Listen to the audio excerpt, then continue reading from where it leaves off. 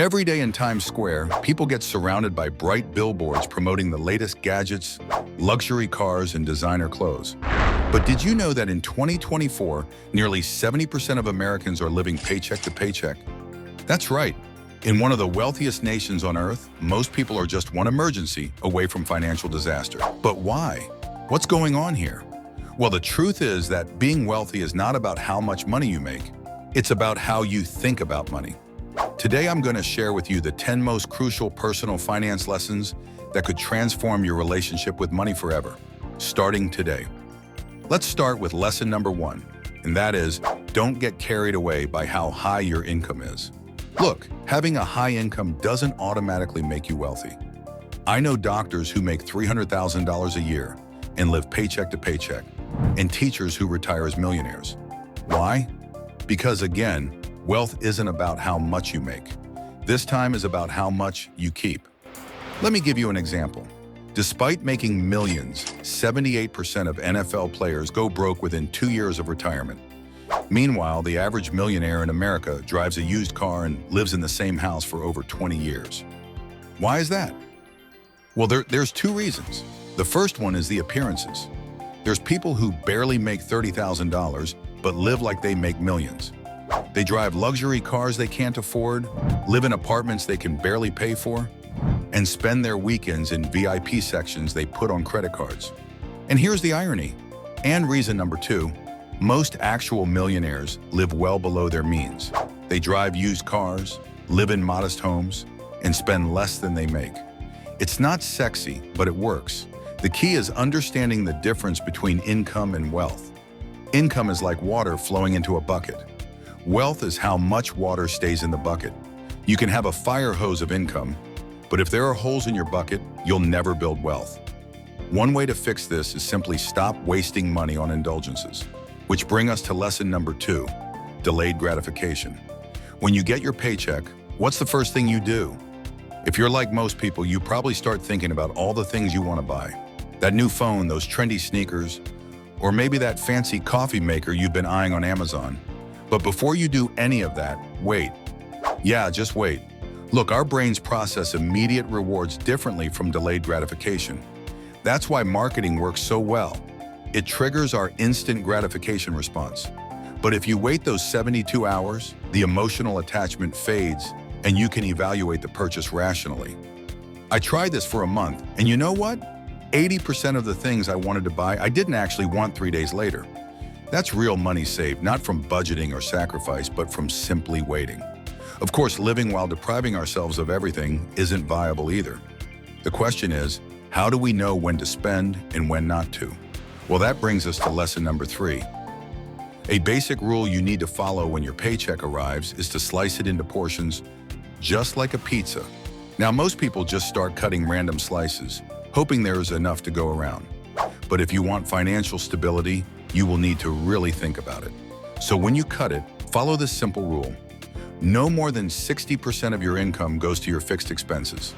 That is the boring but essential stuff like rent, utilities, car payments, insurance. Never more than 60%, because if they do, you're basically painting yourself into a financial corner. You need that other 40% for life flexibility. Think about it. What happens if you lose your job? What happens if you have a medical emergency? What happens if you want to start a business or take advantage of an investment opportunity?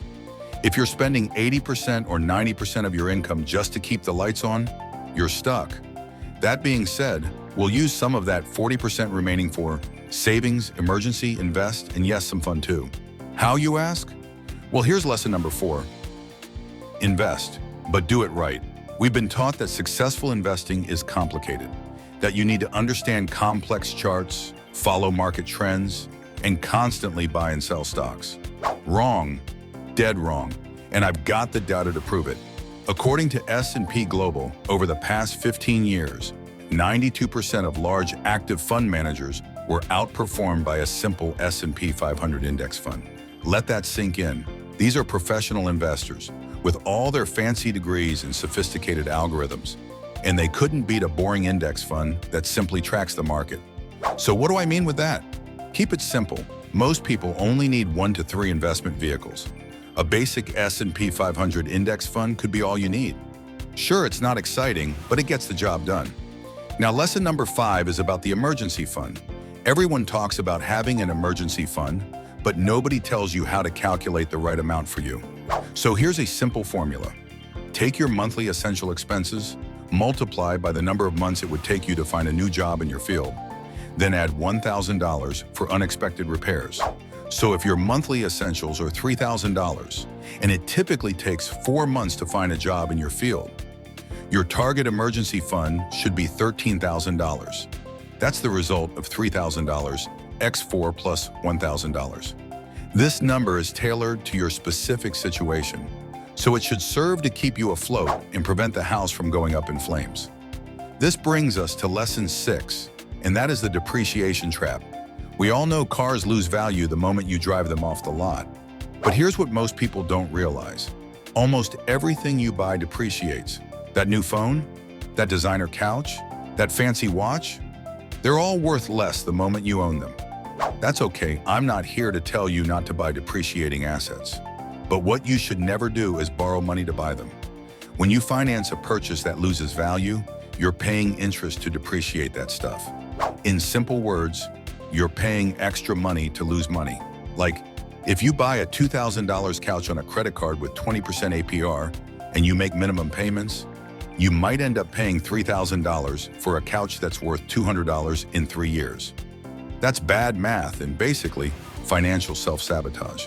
And speaking of self-sabotage, let's get into one of the most common traps in the world: believing that a raise means we can spend more.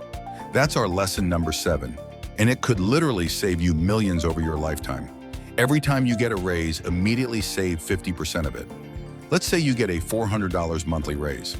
Automatically direct $200 to savings or investments before you ever see it in your checking account.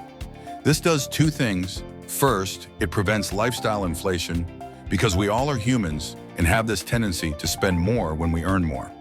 And second, saving that new money accelerates your wealth building without feeling like a sacrifice.